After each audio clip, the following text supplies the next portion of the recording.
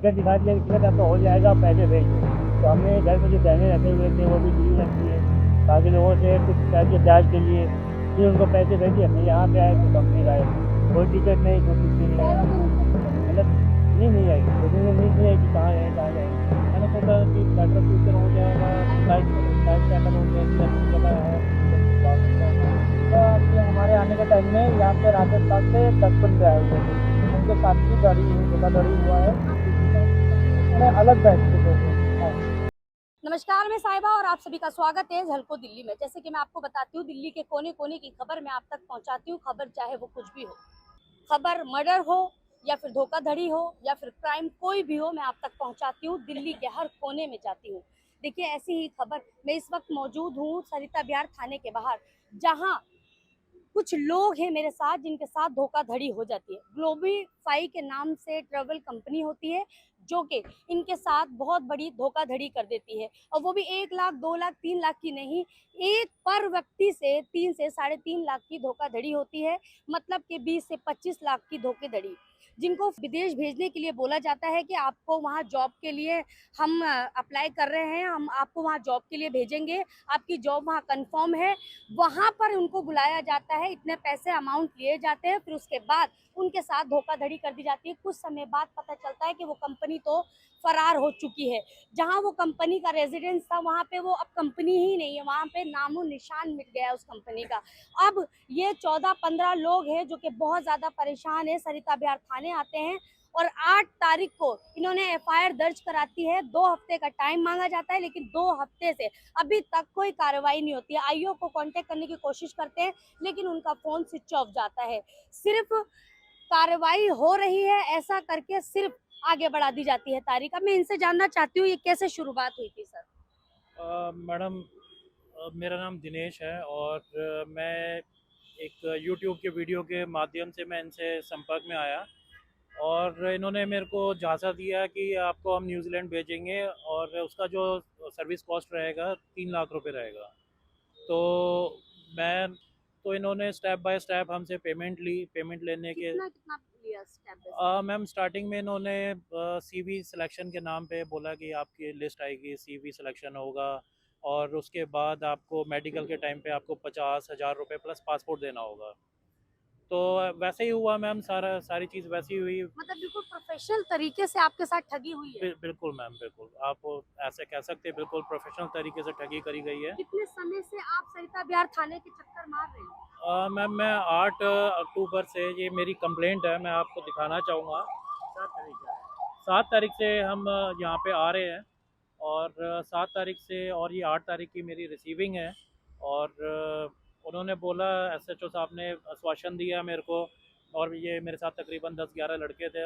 ये आश्वासन दिया कि भाई आपका जो है कंप्लेंट हो जाएगा, आप एफआईआर हो जाएगी, आप टेंशन ना लो।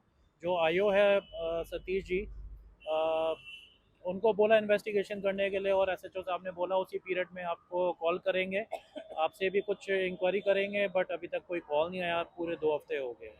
मतलब आप ये कह रहे हैं कि पुलिस की तरफ से भी कोई कार्रवाई नहीं हो रही है, हमारे साथ इतनी बड़ी ठगी हो गई है। आप कहाँ से हैं? मैडम, मैं दिल्ली से ही हूँ। विकासपुरी। विकासपुर। आप दिल्ली से हैं, आप कहाँ से हैं सर? आजमगढ़ से। आप कहाँ से हैं सर? आजमगढ़। आजमगढ़। मैं आपसे जानना चाहती हूँ। गाजीपुर। गाजीपुर।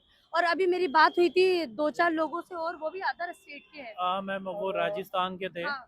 मैम, सुबह अभी हमारे आने के टाइम में यहाँ पे राजस्थान से 10 बंदे आए हुए थे, उनके साथ भी धोखाधड़ी हुआ है। आप ही के बैच के थे वो सारे? नहीं, अलग बैच के थे वो। अच्छा। हाँ, अलग बैच के थे। तो वो लोग बहुत ज़्यादा परेशान थे। बाद में वो लोगों ने बोला कि हम जाकर राजस्थान में कंप्लेन करेंगे। तो वो लोग फिर गाड़ी, उनका क्योंकि रहने का कोई ठिकाना यहाँ था नहीं, तो वो गाड़ी पकड़ी और वापस रिटर्न चले गए वो लोग। मतलब आप ये कह रहे हैं कि आखिरी उम्मीद एक पुलिस स्टेशन होती है, हाँ, हमारे एरिया का थाना होता है।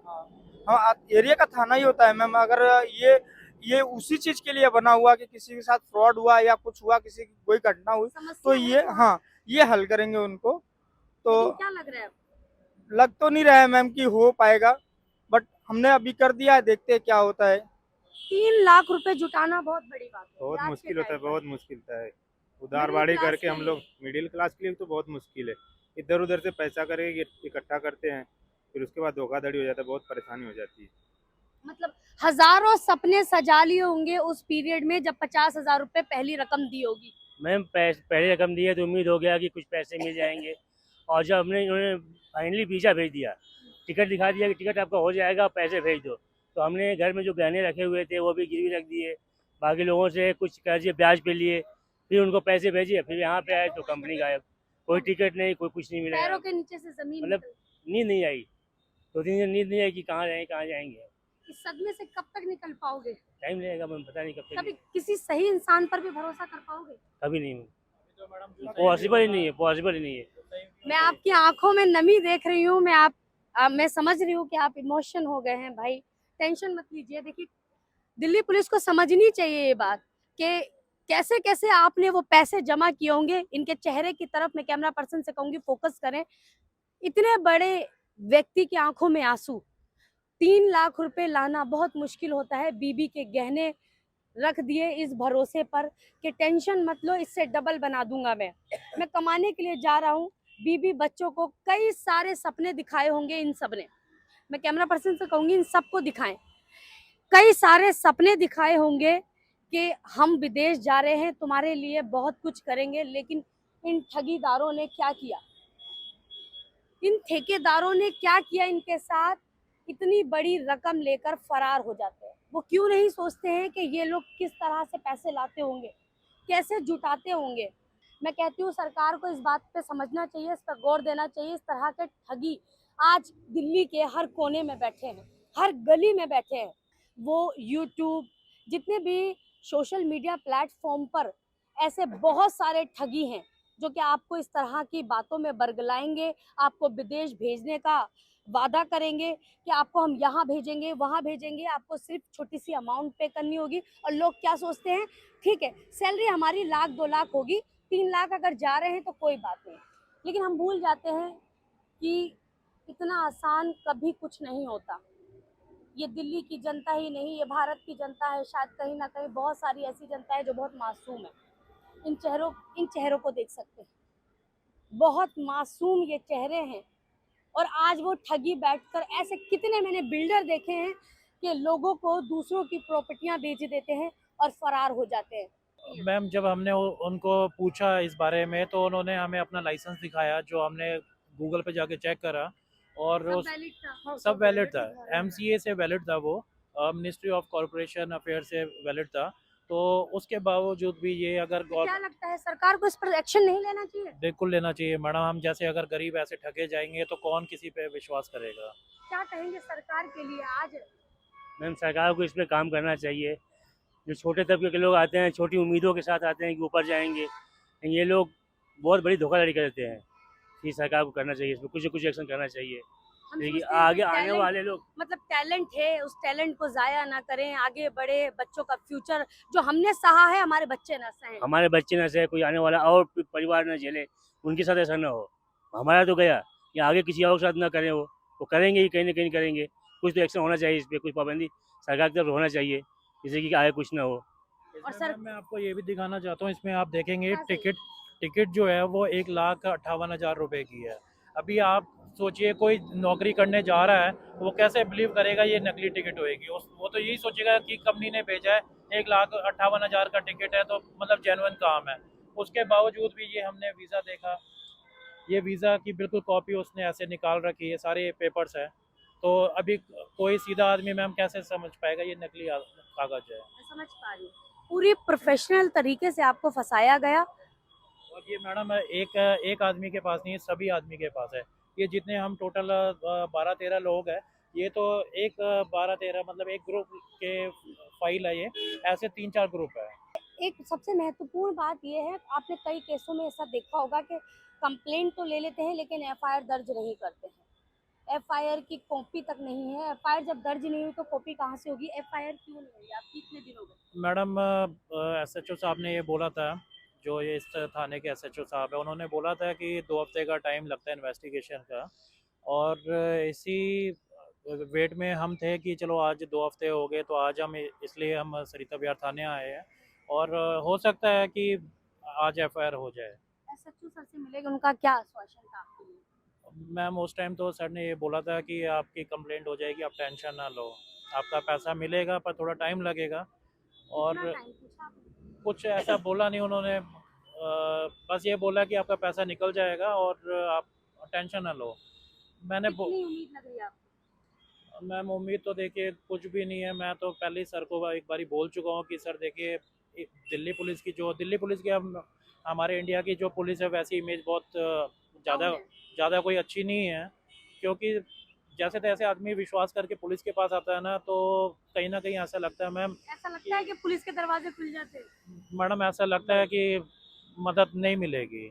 मतलब आज पैसे की ठगी इतनी बड़ी हो गई, आप पुलिस के पास आए, आपने जैसे कहा कि हमारे को ये लगता है कि ठीक है अब हमारी लास्ट ऑप्शन क्या है, हम पुलिस के पास जाते हैं, तो क्या लगता है कि पुलिस को मदद करनी चाहिए या फिर?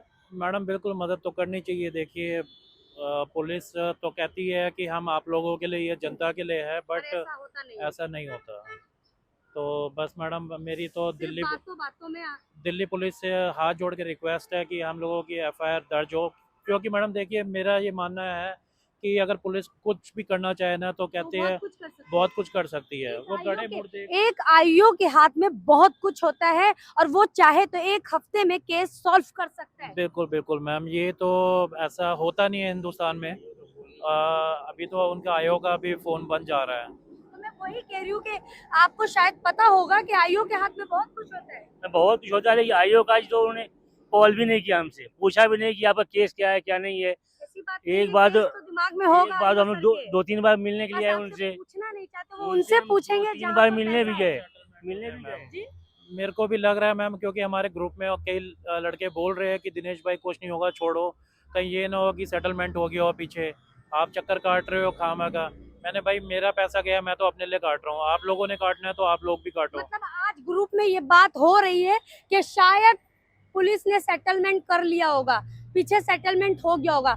ये बहुत शर्म की बात है। हमारे भारत की पुलिस की इमेज आप सभी जानते हैं कितनी अच्छी है। ये पुलिस की इमेज डाउन क्यों हुई? ये सिर्फ उन चंद, ऐसा नहीं कि पूरी पुलिस करप्ट है, लेकिन उनमें से कुछ लोग जो पुलिस है, बहुत अच्छी पुलिस भी है, जिनको अच्छे काम करने नहीं दिया जाता है। ये बात तो आप सभी जानते हैं, क्योंकि कभी भी सारी चीजें गलत नहीं होती हैं।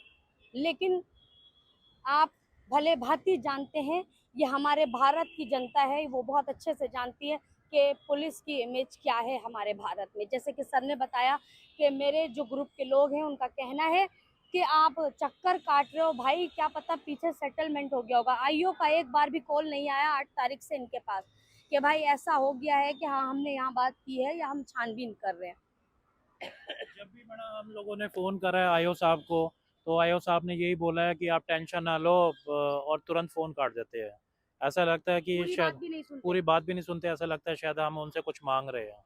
भीख मांग रहे हो आप। तो मैम आप अपना पैसा मांग रहे हो, आप किसी से भीख नहीं मांग रहे हो। और वो ये गवर्नमेंट के क्या बोलूं मैं, चलिए। मैडम बस यही है, अभी तो सरकार से भी हाथ जोड़ के विनती है और दिल्ली पुलिस से भी हाथ जोड़ के विनती है, जो बड़े अधिकारी है उनसे भी हाथ जोड़ के विनती है कि हम लोगों का पैसा रिकवर करा दे बस। क्योंकि ये एजेंट अभी भी मार्केट में एक्टिव बैठा हुआ है, नंबर एक्टिव हो रखे हैं। मेरी दिल्ली पुलिस से हाथ जोड़ के ये रिक्वेस्ट है कि उनको सर्विलांस पे डालो, जहाँ पे भी जो भी नंबर है उनके ट्रैक करे जाए। गवर्नमेंट ने दिल्ली पुलिस को क्यों रखा हुआ है? कि जनता की सुरक्षा अगर के मैम लिए। एक चीज बताऊं कि नंबर एक्टिव है, अगर पुलिस चाहे तो उनको ट्रैक कर सकती है, एक घंटे भी नहीं लगेगा, उनको ट्रैक करके उठा सकती है। ऑब्वियसली कर सकती है। इतना मैं बता रहा हूँ कि एक मैंने केस देखा था, एक बच्ची का फोन गुम हो गया, विद इन 25 मिनट, उसके 25 मिनट में उसका फोन आ गया और पुलिस ने ला के दिया था, इलाहाबाद मैंने पुलिस। कहा ना कि भारत में सारी पुलिस गलत नहीं है, जी। लेकिन कुछ ऐसे कर्मचारी हैं दिल्ली पुलिस में या फिर भारत में कि उनकी वजह से जो अच्छे कार्य करते हैं, जो पुलिस अच्छा कार्य करती है, वो भी बदनाम है। आज लोग गुंडों से कम डरते हैं, लेकिन पुलिस से ज्यादा डरते हैं। इस बात से कोई नकार नहीं सकता। हम पूरे दिन क्राइम की खबरें करते हैं, परिजनों की सिर्फ एक ही शिकायत होती है कि अगर पुलिस चाहे तो बहुत कुछ कर सकती है, लेकिन वो नहीं करती है। नंबर एक्टिव है, उसके बावजूद उनको नहीं उठाया जा रहा है। तो इसको आप क्या समझेंगे, किस नज़रिए से देखेंगे आप? लेकिन आप कमेंट बॉक्स में हमें ज़रूर बताइएगा, क्या इनके पैसे इनको मिलना चाहिए और वो किस तरीके से मिलना चाहिए, मैं आपसे जानना चाहती हूँ, दिल्ली की जनता से जानना चाहती हूँ कि दिल्ली पुलिस और दिल्ली सरकार को इस पर क्या एक्शन लेना चाहिए। आज जिस तरीके से ये परेशान है, मैं उम्मीद करूंगी कि और लोगों के साथ ऐसा ना हो। देखिए, इस खबर में तो बस इतना ही। तब तक के लिए नमस्कार। झलको